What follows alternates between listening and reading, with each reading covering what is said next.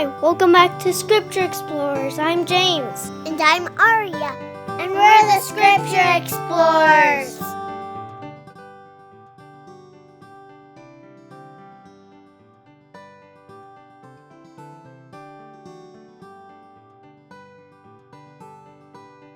James, what are we doing?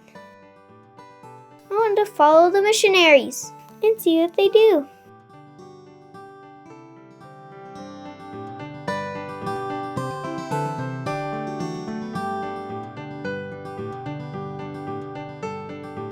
Why are you two following the missionaries? I wanted to see them teaching, but it seems like people aren't very nice to them. No one is listening. Some days are like that for missionaries. It can be discouraging and hard work to preach the gospel to people. Many of the missionaries you see today have been learning about the church and reading the Book of Mormon their whole lives. But back in 1830, the church was brand new, and no one had been a member for more than a few months. But it was time to start sending out missionaries.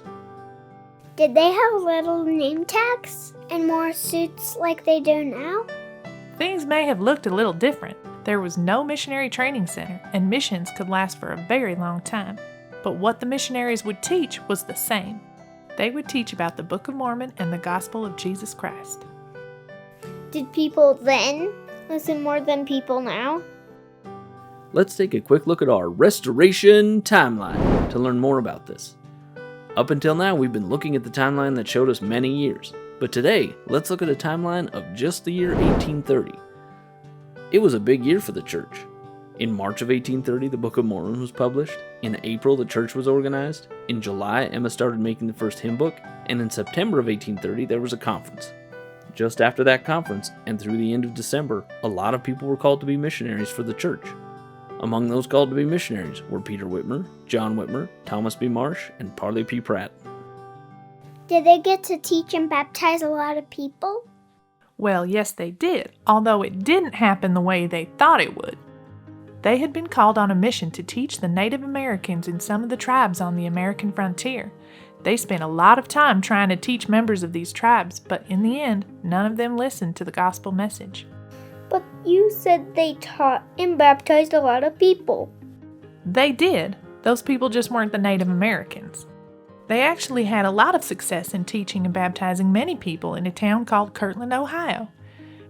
Many people there joined the church as the result of these missions, and Kirtland, Ohio would later be the site of the first temple built by the saints, and even be the headquarters of the church for a time.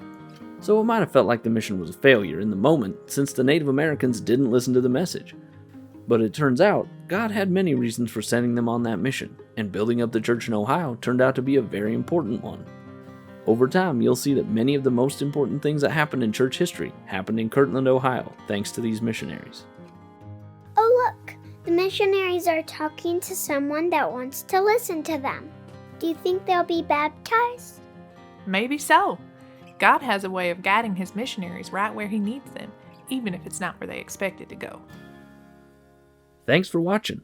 Please like, share, and subscribe to our channel to help us keep making great videos. Also, check out our card games, books, ebooks, and more at scriptureexplorers.com.